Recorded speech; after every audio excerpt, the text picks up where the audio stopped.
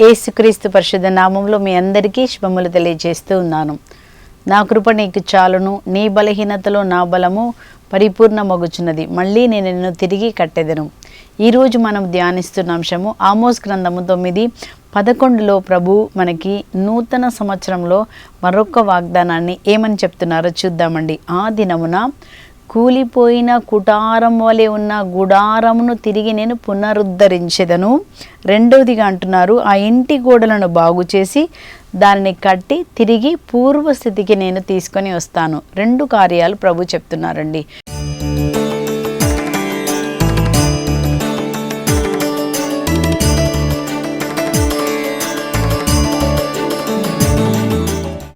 ఏమని చెప్తున్నారంటే, శిథిలమైన కుటుంబమును తిరిగి నేను మళ్ళీ కడతాను. ఎవరెవరి కుటుంబాలు శిథిలమైపోయాయో, వేదన పడ్డాయో, బాధపడ్డాయో, వేదన పడ్డారో ప్రభు అంటున్నాడు, శిథిలమైన కుటుంబములను మళ్ళీ ఏం చేస్తారంటే ఆయన పునరుద్ధరిస్తారండి. అంటే ఒక కుటుంబాన్ని మళ్ళీ పైకి తీసుకొని వస్తాడు. రెండవదిగా అంటున్నారు, ఆ ఇంటి గోడలన్నీ బాగు చేసి నేను పూర్వస్థాయికి, అంటే ఒక కొత్త ఇల్లు ఉందనుకోండి, మనము 10 సంవత్సరాల తర్వాత ఇల్లు ఎట్లా ఉంటుందండి, ఎలా పాడైపోయినట్టుగా లేకపోతే పాతపడినట్టుగా ఉంటుంది కదా. ప్రభు ఏమంటున్నారంటే, అలాంటి గోడలను, పాడైపోయిన గోడలను మళ్ళా నేను పూర్వస్థాయికి తీసుకొని వస్తాను. ఏ కుటుంబం అయితే కూలిపోయిందో, వేదనతో ఉందో, బాధతో ఉందో ఆ కుటుంబాన్ని తిరిగి నేను నిర్మిస్తాను. ఇది దేవుడు మనకు చెప్తున్నటువంటి వాగ్దానం అండి. ఇదే శుభవార్త. దేవుడు ఏం చేస్తాడండి? మన దేవుడు ఎవరు అంటే తిరిగి కట్టేవాడు, పడిపోయిన దాన్ని లేపేవాడండి, రోగమును బాగు చేసేవాడండి, చీకటిలో ఉన్న వారికి వెలుగునిచ్చేవారు. ఆయన పేరే అది. ఆయన పేరే మనం ఏం చదువుతామండి, ఆయన లోకానికి వెలుగుగా ఉన్నారు. ఆయన యెహోవా రాఫా, అంటే ఆయన స్వస్థపరిచే దేవుడు, పడిపోయిన దాన్ని లేపే దేవుడని మనం చదువుతున్నామండి. మన దేవుడి పేరే, మన దేవుడి లక్షణమే. ఆయన ఏం చేస్తారండి? ప్రతిదీ ఆయన నూతనంగా చేస్తారు. ఏ కుటుంబం అయితే కూలిపోయిందో ఆ కుటుంబాన్ని దేవుడు ఏం చేస్తారంట?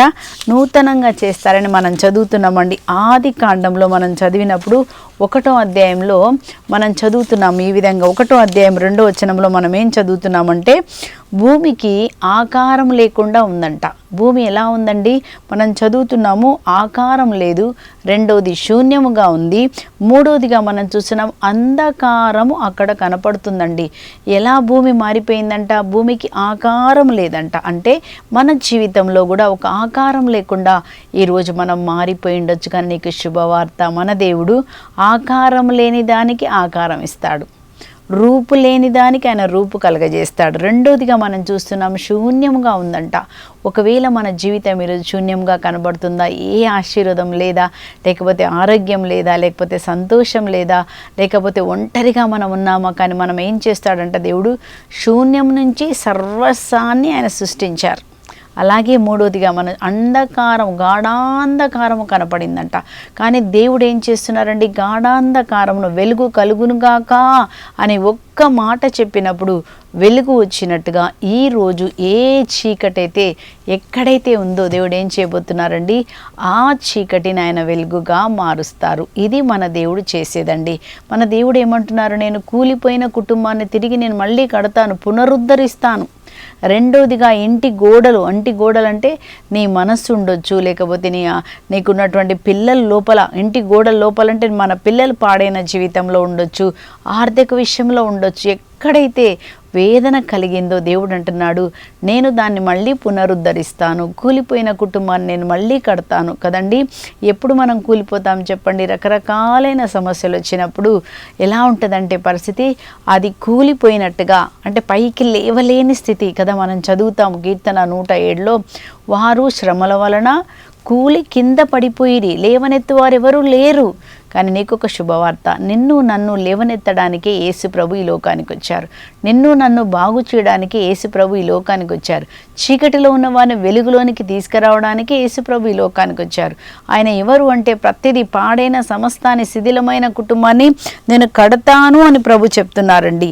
అది ఎప్పుడు చేస్తారంట? వెంటనే జరుగుతుందంట. ఎప్పుడో కాదు, చాలాసార్లు విన్నాం ఈ మాట అనుకుంటున్నారా కదండి. మనకు కూడా అనిపిస్తుంది చాలాసార్లు, అవును ఈ మాట నేను చాలాసార్లు విన్నాను కదా.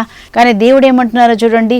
యెషయా గ్రంథం 43వ అధ్యాయంలో మనం చూస్తున్నాము. ఏమని చూస్తున్నామంటే, మీరు పూర్వ సంగతులు, పాత సంగతులు మీరు వదిలిపెట్టండి. ఇన్నిసార్లు ఏమి జరగలేదని అనుకోకండి. 19వ వచనం చూడండి. ఇప్పుడు నేను ఒక నూతన కార్యం చేస్తాను, అది తక్షణమే జరుగును, వెంటనే జరుగుతుందంటండి. ఏదైతే దేవుడు శిథిలమైన దాన్ని కడతా అన్నారో వెంటనే జరుగుతుంది. ఎక్కువ రోజులు కాదు, వెంటనే చేస్తాను. అక్కడ మనం చూస్తున్నామండి, అది మీరు చూస్తారు, నేను అది తక్షణమే చేస్తాను, ఇక ఆలస్యం జరగదు, తక్షణమే చేస్తాను. కనుక మనం నిరీక్షణతో, మనం నమ్మకంతో ఈ విశ్వాసమని ఈ వాక్యాన్ని మనం స్వీకరిస్తామండి. మనం చదువుతున్నాం అక్కడ, నేను ఎడారి లాంటి జీవితమును ఏం చేస్తారంట, బాట వేస్తాను, మరుభూమిలో నేను త్రోవ వేస్తాను. ఎడారి లాంటి నీ జీవితమును దేవుడు ఏం చేస్తారంటండి, అక్కడ అంటున్నాడు, నేను త్రోవ వేస్తానని మన దేవుడు చెప్తున్నాడు. అలాగే మనం చదువుతాము యెషయా గ్రంథం 51వ అధ్యాయంలో కూడా చూడండి, దేవుడు ఏం చేస్తారు, పడిపోయిన వారిని అట్లాగే వదిలేస్తాడా, రోగులను అట్లాగే వదిలేస్తాడా? కాదండి. మన దేవుడు పడిపోయిన దాన్ని లేపే దేవుడండి, మన ప్రార్థనకి జవాబిచ్చే దేవుడండి. ఆయన పేరే సృష్టికర్త, ఆయన సర్వస్వాన్ని నూతనంగా మారుస్తాడు. ఇక్కడ మనం చదువుతున్నాం యెషయా గ్రంథం 51:3 కూడా, ప్రభువు సియోనును కరుణించును. సియోన్ అంటే నీ పేరు పెట్టుకోవాలి. హల్లెలూయా. నా పేరు లూసీ అనుకోండి, ప్రభువు లూసీని కరుణించును అని మీరు కూడా అట్లా చదువుకోవాలి. అక్కడ ఏం చదువుతున్నాము, ఏం చేస్తారంట, శిథిలమైన దాని గృహములను నెనరుతో చూచును. ఎక్కడెక్కడ శిథిలమైపోయావు నీ జీవితంలో, ఎక్కడెక్కడ మనము వేదనతో పడ్డాము, శారీరక విషయంలో, ఆధ్యాత్మిక విషయంలో, మానసిక విషయంలో, ఆర్థిక విషయంలో. ఏమంటున్నాడు అక్కడ, శిథిలమైన దాని గృహము, ఆరోగ్య విషయంలో శిథిలమైపోయినావా, లేకపోతే సమాధానం లేకుండా ఒంటరిగా నువ్వు శిథిలమైపోయావా? ఒకప్పుడు మంచి జీవితం ఉంది, ఒక మంచి ఉద్యోగం ఉంది, మంచి ఆరోగ్యం ఉంది, సంతోషం ఉంది, కానీ ఇప్పుడు ఇంట్లో కొట్లాట ఉందా, సొంత వారే నీకు దూరం అయ్యారా, వేదనగా ఉందా? ప్రభు అంటున్నాడు, శిథిలమైన దాన్ని నేను కడతాను.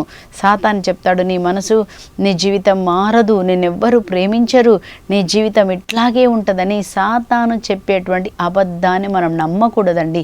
సాతాను దేనికి జనకుడంట, అబద్ధానికి జనకుడని మనం చదువుతాం యోహాను సువార్త 8వ అధ్యాయంలో. కాబట్టి ఆ అబద్ధాన్ని నమ్మొద్దండి. సత్యమైన వాక్యం, జీవంగల వాక్యం. సాతాను మన మనసులో చెప్తాడు నీకేమీ జరగదని, కానీ దేవుడు అంటున్నాడు, శిథిలమైన దాని యొక్క గృహమును నెనరుతో నేను చూస్తాను. రెండోదిగా, అరణ్యము వలె ఉన్నను, దానిని ఏదోను తోటగా మారుస్తాను. అరణ్యమైన జీవితం, అరణ్యంలో ఏముంటుందండి, ఏముండదు, ఎడారి కదా. అరణ్యంలో ఏముంటుందండి, ఏమీ దొరకదు, నీళ్ళు దొరకదు, ఆహారం దొరకదు, అంత ఎండిపోయిన స్థితి. కానీ మన దేవుడు ఏం చేస్తారండి, ఎండిన దానిని సరస్సుగా మారుస్తారంట. ఎండిపోయినప్పుడు ఉన్నను దాన్ని ఏదోను తోటలో ఏ కొరత లేదండి. మన దేవుడు ఎవరంటే, ఎండిన దానిని చిగురింపచేసే దేవుడు. ఆయన వాక్యము నిన్ను చిగురింపచేస్తుంది, ఆయన కృప నిన్ను ఆయన నోటి మాట, ఒక్క మాట చాలండి.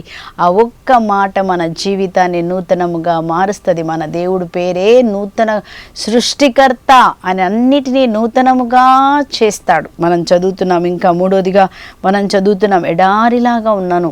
ఎలా చేస్తారంట, ప్రభువనముగా. నువ్వు ఎడారి లాంటి ఒక జీవితం, ఆశీర్వాదం లేకుండా ఎండిపోయిన జీవితం, రోగాలు, బాధలు, వేదనలు కదండి. అలాంటి జీవితాన్ని ప్రభువనముగా ఆయన నిన్ను స్వీకరిస్తారంట. ఇది మన దేవుడు చేస్తారండి. ఏం చేస్తారు, మనం చదువుతున్నాము, కూలిపోయిన కుటుంబంలో ఉన్న కుటుంబాన్ని దేవుడు ఏం చేస్తారంట, ఆశీర్వాదకరంగా మారుస్తారంట. కాబట్టి ఈరోజు మనము 3 విషయాలు మనం ధ్యానిస్తాము. ఏ విషయంలో దేవుడు మనల్ని లేవనెత్తాడు? ఒకవేళ ఆధ్యాత్మికంగా మనం పడిపోయిన స్థితిలో ఉన్నామేమో, ఒకప్పుడు మనం ప్రార్థన చేసేవాళ్ళమండి, కానీ ఇప్పుడు ప్రార్థనా జీవితం కోల్పోయావేమో, ఇప్పుడు కనీసం గుడికి కూడా వెళ్ళని స్థితిలోకి నువ్వు మారిపోయావేమో, ఒకవేళ వాక్యం చదవకుండా నువ్వు మానివేశావేమో. అలాంటి చీకటిలో ఎప్పుడైతే నువ్వు దేవుని సహవాసాన్ని కోల్పోతావో, ఎప్పుడైతే ప్రార్థన కోల్పోతావో, అప్పుడు నీ జీవితంలో సాతాను ఏం చేస్తాడు, చీకటిని నీకు కలగజేస్తాడు. అంతేకాదండి, భయాన్ని కలగజేస్తాడు, దానివల్ల కోపాన్ని కలగజేస్తాడు, రాత్రిలో నిద్ర పట్టకుండా చేస్తాడు. ఇది దేనివల్ల వస్తుంది, దేవునితో నీకున్న సహవాసం పోగొట్టుకున్నప్పుడు, అలాంటి ఒక భయంకరమైనటువంటి ఒక స్థితి నీకు రావచ్చు. ఈరోజు నీవు ప్రార్థనా జీవితాన్ని పోగొట్టుకొని ఆ యొక్క ప్రార్థన చేయకుండా దేవునికి దూరమై దేవుని యొక్క సంతోషాలను పోగొట్టుకున్నావేమో. కానీ దేవుడు అంటున్నాడు, మళ్ళీ నేను పైకి లేపుతాను. మళ్ళీ నేనేం చేస్తారంటే దేవుడు పునరుద్ధరిస్తాను.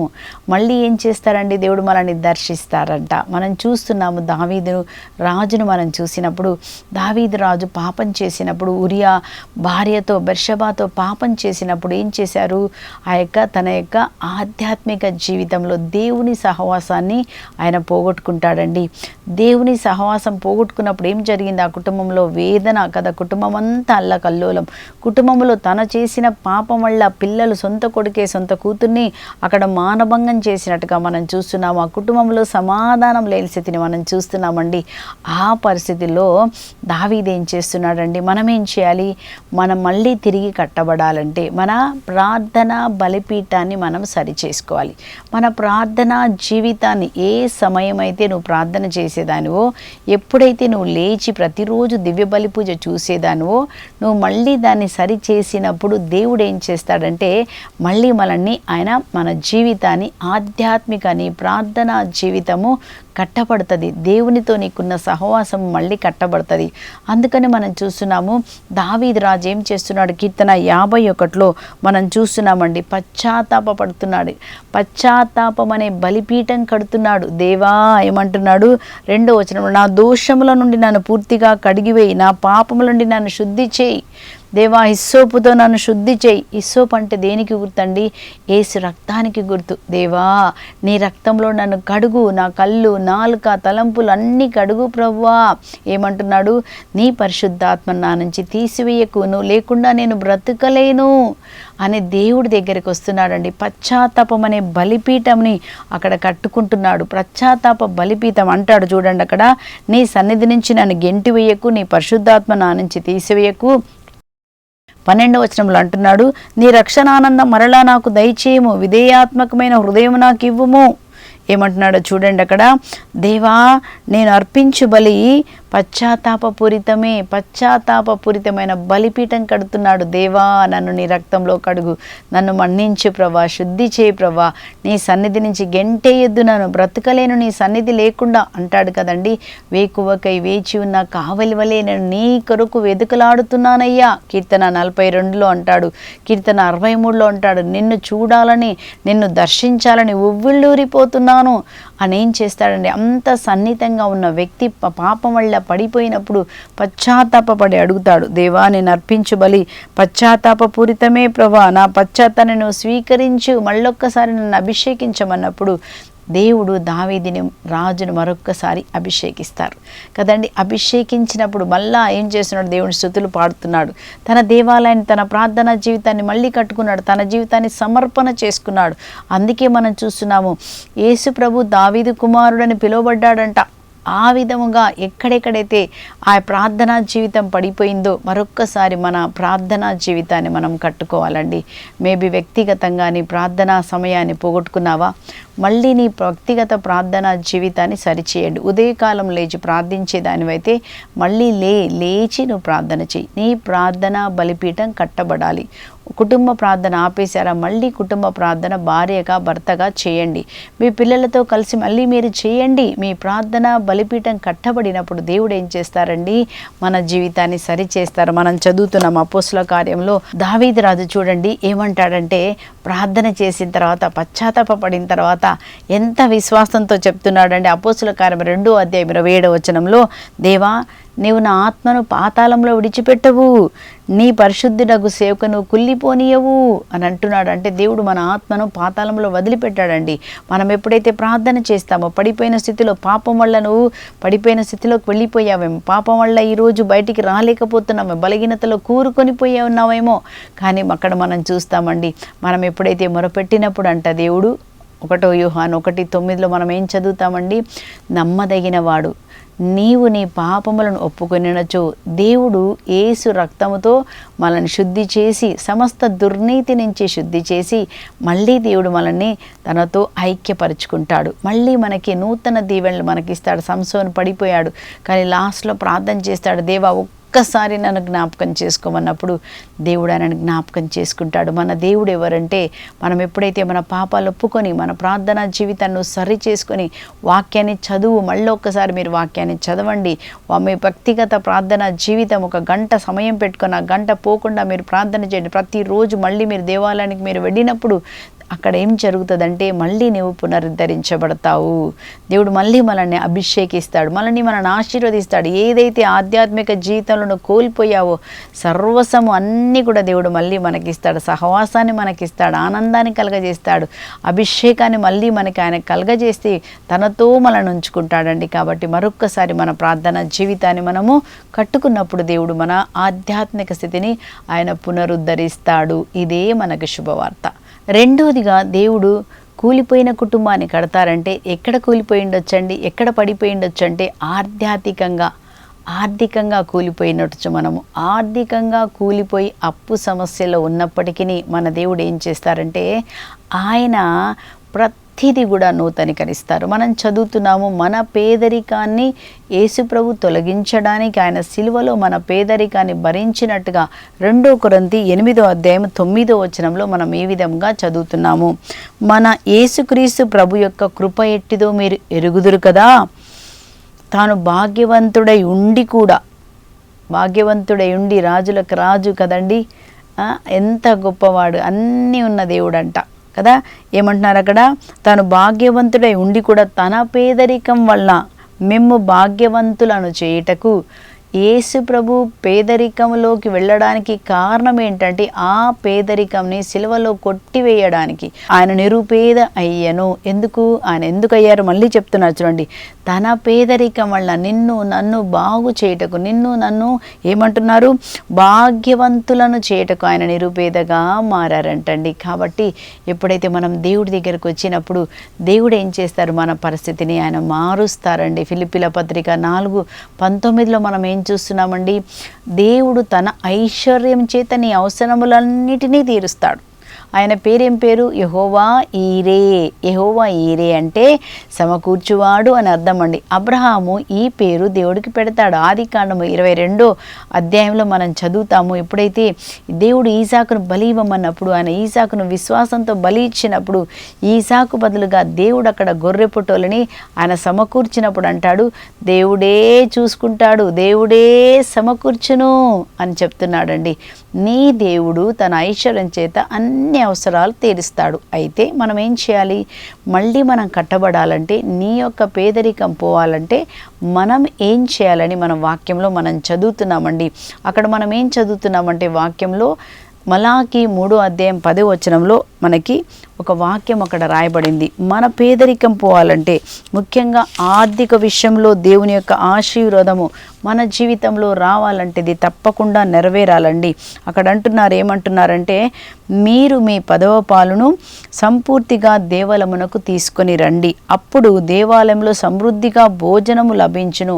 మీరు నన్ను పరీక్షించి చూడండి, నేను ఆకాశ ద్వారములు విప్పి ఆశీర్వాదములెల్లా మీ పైన కురిపిస్తానో లేదో మీరే చూడవచ్చు. అంటే ఈరోజు నీ జీవితంలో ఏదైతే ఉందో అది ప్రభు చేతిలో మీరు పెట్టినప్పుడు ఏం జరుగుద్దండి, నీ విశ్వాసాన్ని ముందుగా ప్రభు చేతిలో పెట్టు.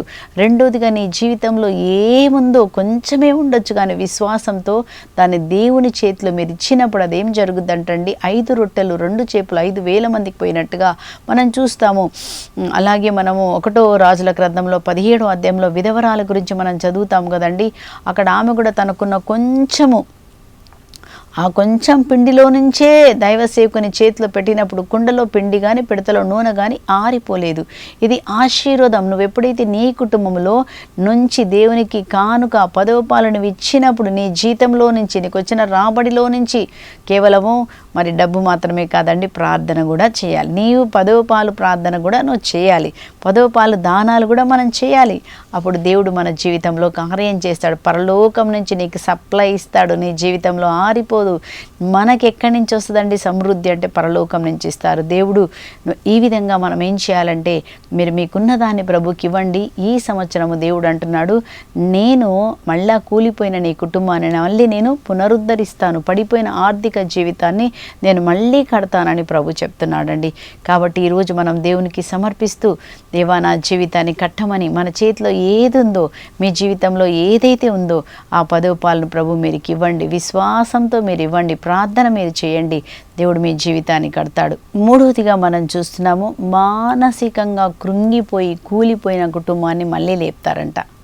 మానసికంగా కృంగిపోయినప్పుడు ఏం జరుగుద్దంటే ఏ పని మనం చేయలేమండి, దేంట్లో కూడా ముందుకు వెళ్ళలేము, హుషారు ఉండదు, ధైర్యం ఉండదు. కానీ దేవుడు అంటున్నాడు, నేను కృంగిపోయిన కుటుంబాన్ని మళ్ళీ పైకి లేపుతాను. మనం చదువుతాము కీర్తన 147 3వ వచనంలో. అక్కడ ఏముందంటే దేవుడంట భగ్న హృదయంలా గాయములకు ఆయన కట్టుగడతారు. మనం చదువుతున్నాము కీర్తన 147 3లో, గుండె చెదిరిన వారిని ఆయన బాగు చేయువాడు అని మనం చదువుతున్నామండి.